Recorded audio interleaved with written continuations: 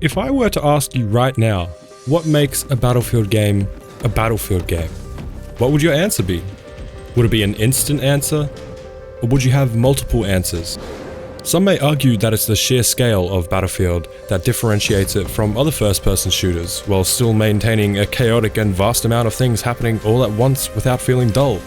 Some may argue it's the infantry play, the vehicle play, or the fact that it's a sandbox where you can literally build your own fun and do just about anything you like in the middle of an all-out war.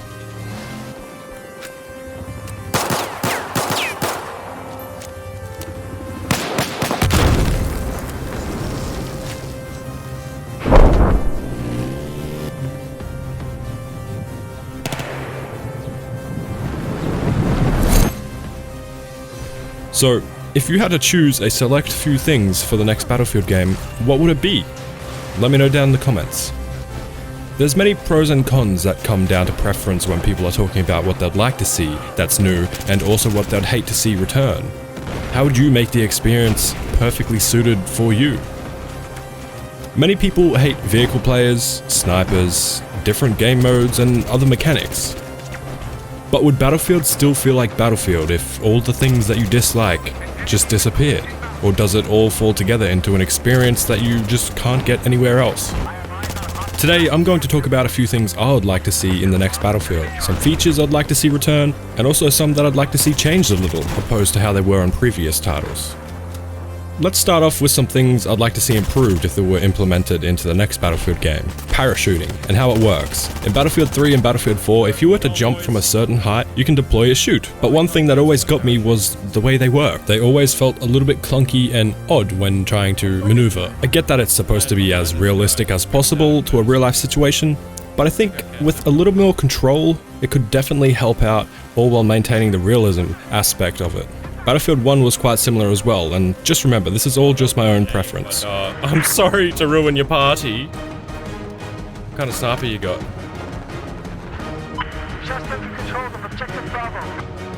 Some of them buildings, this one here.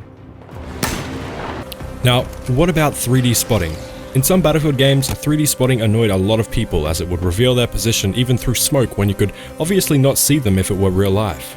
But if an enemy was spotted, or seen, in real life, and then was hidden behind a screen of smoke, you'd still have an idea of their general direction for the first few moments. Whoa. So, what makes a video game a video game? Is it the real-life aspect of it, or the small differences that makes it realistic yet still a game? Oh, dude. I'd like to see 3D spotting in the new Battlefield, with maybe a timer of some sort. If the game recognizes an enemy behind smoke or cover, maybe remove the 3D spotting after a certain duration that the enemy isn't in the line of sight. Enemy gets spotted, throws a smoke, you can see the spot, and then after 3 seconds, for example, the spot disappears if they are behind cover and not in your line of sight. I think that would be a good balance between real life and a game, so I'd like to see what they do about the spotting system in the next game. What would I like to see return? It's a tough one. A new game should be a new game, but it's okay to have some things brought back from previous titles, as long as there is something that quite obviously makes it feel like you are playing a new game. Let's start off simple. Character customization and loadout customization, but at a greater level. Battlefield 3 and Battlefield 4 had the most customization options, and they were good too. Dog tags that you could steal from your enemies by stabbing them in the chest with a knife. Okay. Hey. Jim Bob James. Beautiful name, to be honest. Multiple different weapon attachments. Camouflage, displaying your own customizable logo on your gear, changing the color of your heads-up display, and sights as well. I'm pretty certain the next game will have this at a greater level, but it's something I'd definitely love to have brought back. Customization makes the game feel like your own, and different to everyone else's game, even though it is the same game. It adds a personal aspect to it, so I think it's important. Besides that, there isn't too many things I would be hoping for in the next title. I'd just like to see what they bring to the table for a new experience at the most part. So, what makes a Battlefield game feel like a Battlefield game for me? Well, everything. The best and most annoying parts of the gameplay would be dull without each other. Alright, what's going on everyone? Mr. here. Hope you're all doing fantastic today. Today, okay. Things could just get a little bit repetitive and boring after a while if it wasn't for all of these things together. We have a sniper behind us, a chopper above us, a tank below us, and infantry in front of us. There's endless ways to play as each of those I mentioned. Different strategies for each situation, never boring. Always keeps you thinking, maybe parachute off the building down below, kill some dudes that are on their way up to take your point, steal a kid off one of them that had a launcher and take out the chopper above, and then drop some mines on the path of the tank.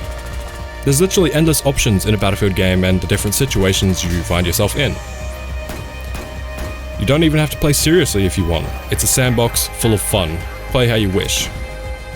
With that being said, I think it's just about all I have to say for this video, but it still begs the question, what makes a Battlefield game for you? Let me know.